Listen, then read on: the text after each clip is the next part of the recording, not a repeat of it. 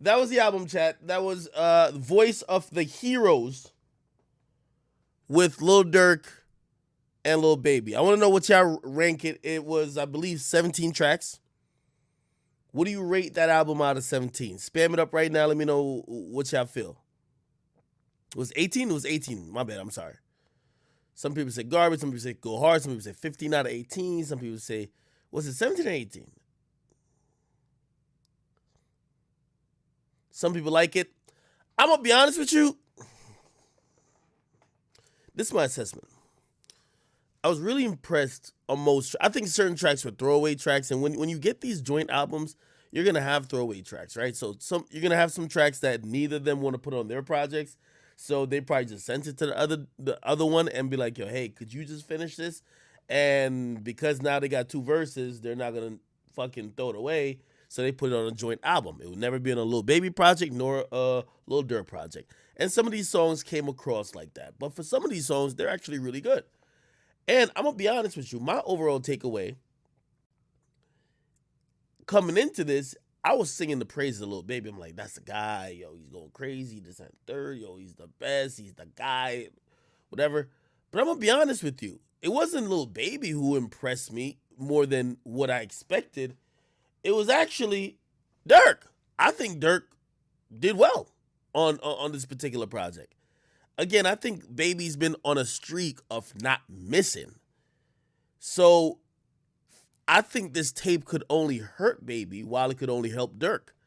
Durk has never had this much mainstream attention, while, truth be told, Baby is getting some of the nods of people saying, oh, he's the one to carry the baton or take the baton from Drake.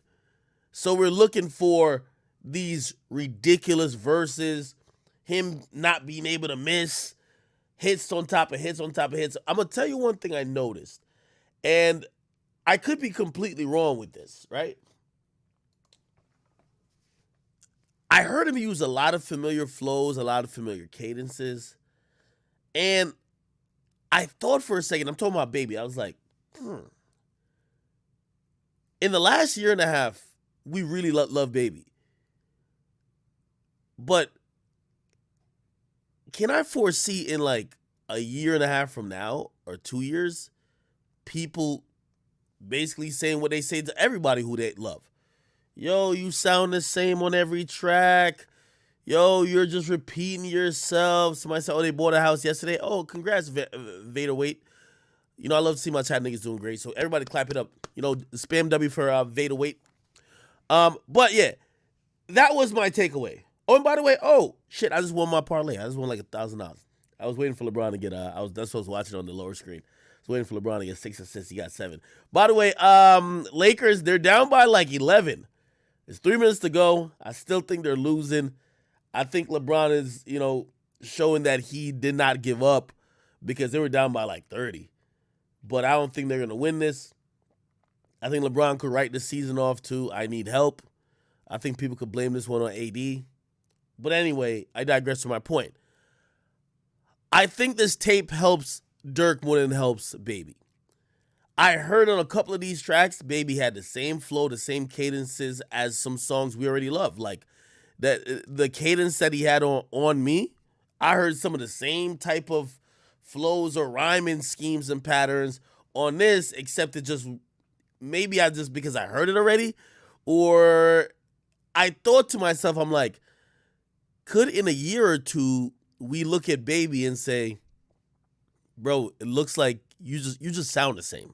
You sound like the last hit and the last hit before that. Not saying that's happening currently, but it made me think about that when I was listening to this project, because a lot of the stuff that I was hearing sounded familiar to music he already had out. All right? And again, I'm going to give him a pass because these are throwaways, which means the throwaways might sound like the hits. That's the reason why they're throwaways. So, this is what it is. What do y'all think? Y'all agree with that? Yeah, like, no, there's few times Baby finds like these crazy flows. And here's the thing about like us rap fans, right? And this is why, like, I know somebody gonna be like, Ak, you always gotta bring everything back to Drake. that's why really Drake run is so great too, right? Because like he'll find a dope flow, we'll like it, and then literally, oh, hold on, let me sit back down at the table. Um, Literally, we'll get mad at him for keeping that flow for too long. Recently, this is Dirk's new flow, not Dirk, I mean Baby's new flow. The flow he had on Wants and Needs, he does this thing where he's not catching a breath at all, and he's just and he's doing it really melodically, and it looks like he's going crazy. Now it's almost he's not really rapping double time, but he's rapping faster, and that should really come across dope. Except it was dope on Wants and Needs. Remember, I came on yesterday and I said, "Yo, I think he rap better than Drake on Wants and Needs," right? But then you hear him, you doing the kind of the same thing, and unfortunately with music is that you don't get to run the game by doing the same trick too many times. We get used to it. So he did it a couple times on here, and I was like, heard this before. Again, I'm not making a complete statement on how I think everything is going with him in his career currently. I think he's still poised to be quote unquote running the game. All I'm just saying to y'all is that I understand maybe people forecasting that, because when I was listening to this, I was like, But also, let me give him the credit because I believe he's kind of been here before. Remember when he did the joint album? The joint album exposed him when he did the one with Gunna, right? Because there was so much hype going into that Drip, what was it? Drip Harder album, or what was it called? I forgot what it's called. But it was Gunna and Baby, and there was so much hype going into it that it was a little bit disappointing that he didn't live up to it. And it was hard to live up to because both of them were dropping classic quote unquote mixtapes or street mixtapes. We were thinking if they're gonna collab on a joint album, it gotta be a classic. And it wasn't trash, but it was okay. And that's what most collab albums are. Like, I don't think this album is amazing.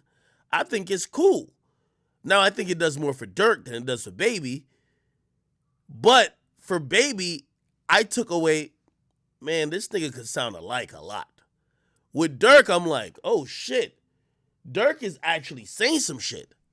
On every song, I hear Durk saying some shit. I don't know. I like Durk's performance on that. Please spam your thoughts about what you heard. I would love to hear what you thought about the whole project in its totality. We did have some more releases. I'm gonna play this new Roddy Ricch song. Roddy Ricch is low-key just kind of like sneaking out some music real quick. They didn't try to do the big release like, yo, this is Roddy's new song, even though he kind of did it late, like by saying, hey, he showed it like a picture of him like doing a couple things, and then he was like, yo, New Music Friday. I believe that Roddy Ricch is waiting for the one. And whenever he finds the one, he's going to rock out. But you don't want to bet big, at least publicly, on something that might be a flop. So I think he's just kind of like siphoning out some tracks. And whatever that catches fire, I think he's ready to go. Keep in mind, Roddy Ricch ain't dropped an album in like, was it 2 years? I think Roddy ready to go. I'm going to react to that Meek joint also that he dropped early in the week. But let me play this new Roddy Ricch song. Okay, y'all let me know what y'all think about it.